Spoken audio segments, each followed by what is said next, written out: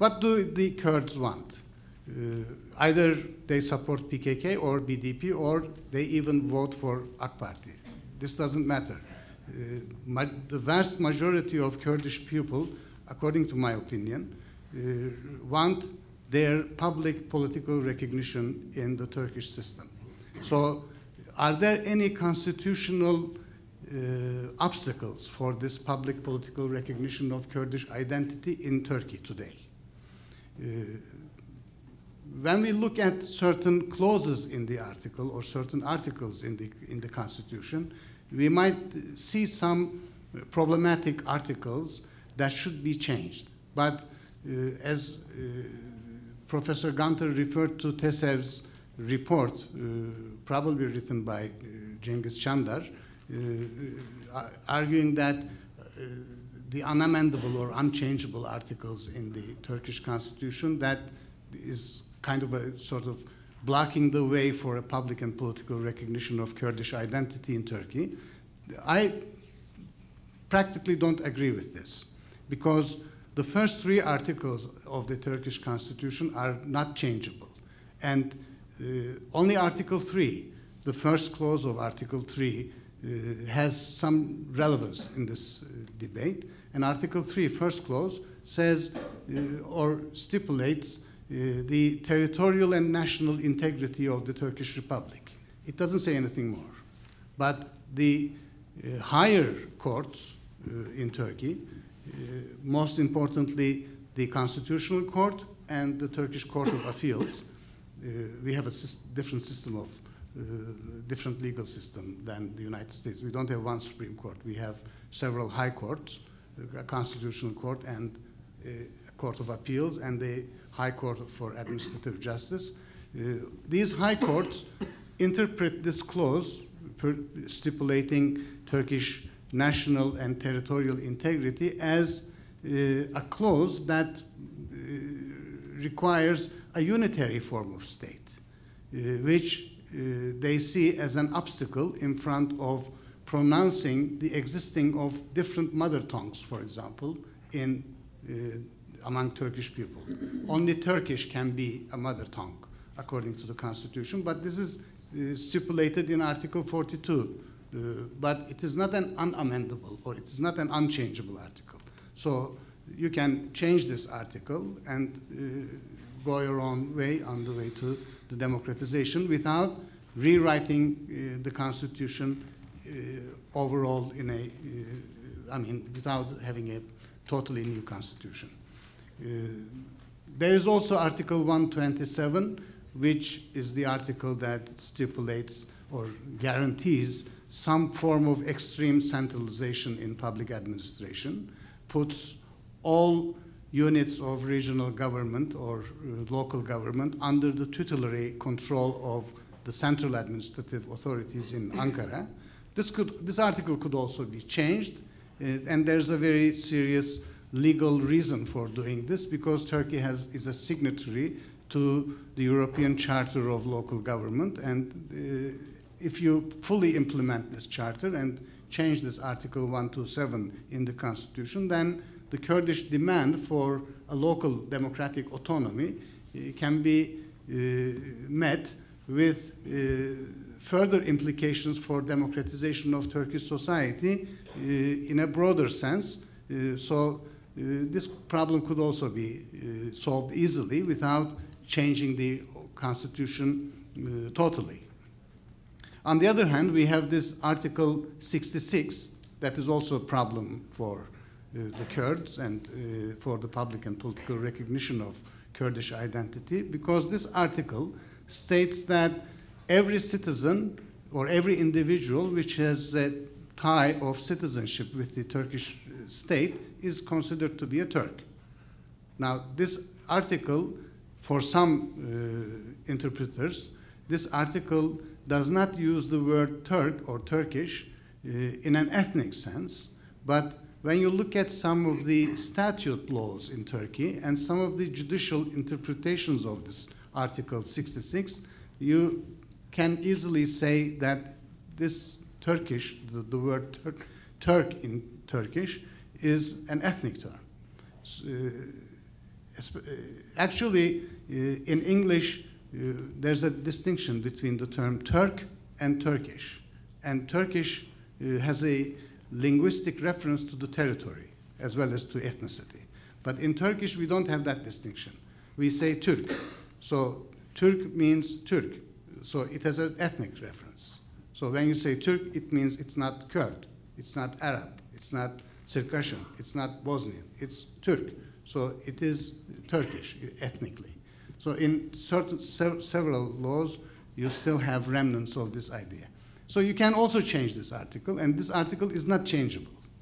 So what is the problem?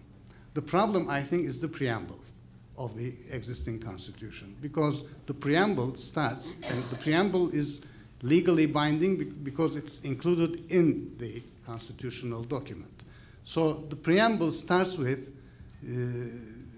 certain phrases like saying that this constitution determines the integrity of the Turkish nation and the state, the sublime entity of the Turkish state, the eternal existence of the Turkish state, and the purpose of this constitution is to provide for the well-being of the Republic of Turkey, which is the sublime eternal entity established by the holy Turkish nation, etc., something like that. So this preamble has the mindset that clearly defines how we see the priority of the state identity to be protected vis-à-vis the pluralities in society. So this is something that doesn't pave any way for further democratization. So we heard many words that really, voiced some part of my national pride. I mean, Turkey is ascending and it's becoming a major factor in democratizing the Middle East. It's becoming a model. But we shall not forget that Turkey is the #1 among the countries that violate the European Convention of Human Rights. It was #2 in 2010, but in 2011, Russia was first and Turkey was second, but in 2011, we beat Russia, so we are #1. And Turkey is still a semi-democratic country in the surveys of many respectable international organizations in the world, including the famous Freedom House, for example. It's still semi-democratic. So we have no excuses for sustaining this,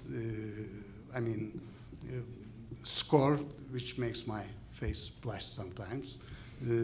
So we have to overcome this by rewriting the Constitution. But by rewriting the Constitution, I mean reformulating the Constitution in a manner to democratically re-establish Turkish polity in an overall manner. This requires a respect for multiculturalism in Turkish democracy, in the European standards, at least.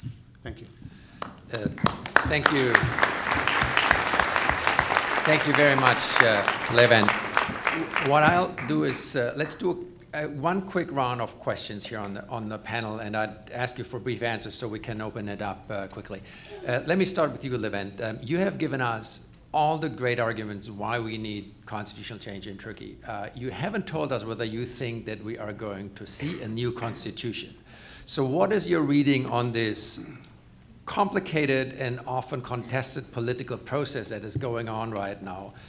Do you think the likely outcome is that something will happen along the lines that you have just sketched out, or are you in the pessimistic camp, which seems to be the majority of the observers right now? I am always on the optimistic side. I always quote Çetin Altan, the most respected authors and columnists in Turkey. He says, humanity cannot regress, so don't be pessimistic. I can't translate from Turkish now, but don't be pessimistic. The future is bright for the humanity, so it cannot be less bright for Turkey as well. So we are going to see a new polity in Turkey. I don't know when, but Still, we are going to have a new constitution. The problem is those who want a new constitution, leaving aside the Kurdish demands, especially the AK Party circles, they come from nationalist and conservative backgrounds. Conservatives in Turkey have done very important things on the way to democratize the country. But what I wonder is that, have they reached their limits? I mean, what are we up to now? Looking from the conservative side, but from a nationalist perspective, we have so many nationalists. So, I mean, Nationalist Action Party, nationalist in AK Party, or nationalist CHP, etc. So nationalism blocks the way to reach a democratized constitution writing. I hope AK Party will not surrender its democratic reforms so that we might reach a new constitution, a democratic one, quickly. Thank you very much. Professor Gundry, let me follow up on something you've said. The argument about denominating or not denominating the PKK as terrorist is well taken. I think at the same time it's likely to say that neither the Turkish nor the US administration are very probable to change this anytime soon. So would you, especially within the context of what Levent Köker has discussed with regard to the need for decentralization, would you agree that the question of decentralization and the fact that the president or the prime minister rather should not just name governors of the provinces, that decentralization in Turkey could be a broader discussion within a context of democratizing political structures, which would generate collateral benefit for the Kurdish population, and that should be a plan B if your plan A, trying not to talk about the PKK as a terrorist organization, won't work out for political reasons? Well, you've asked several things here. I know it would be very hard to just change the terrorism label. What I would do is just stop using the term all the time and see what happens. And then maybe down the road officially drop it. I have reason to believe if we drop the label, the EU and the United States would quickly follow Turkey's lead on it. It's up to Turkey on that, using that label. Now, on decentralization, I have reason to believe that the Kurds would be, the PKK would be willing to settle for a lot less than radical decentralization. What the PKK wants to be here is a party to negotiations, talking about how to solve the Kurdish problem and not be ignored or even tried to be dismissed or eliminated. Just 10 days ago, Leyla Zana, the famous Kurdish leader, made an amazing statement which upset many of her Kurdish colleagues, I must tell you, when she said that Prime Minister Erdogan can solve the problem, can still solve the problem. And I agree with that, that we have, the debate has caused the two sides to draw too far apart. I think if we did have these confidential negotiations, I think we could begin to find some common ground here. And what Leyla Zana said was a reinforcement of the idea that it is still not too late for the AK Party to really do something seriously here. Thank you.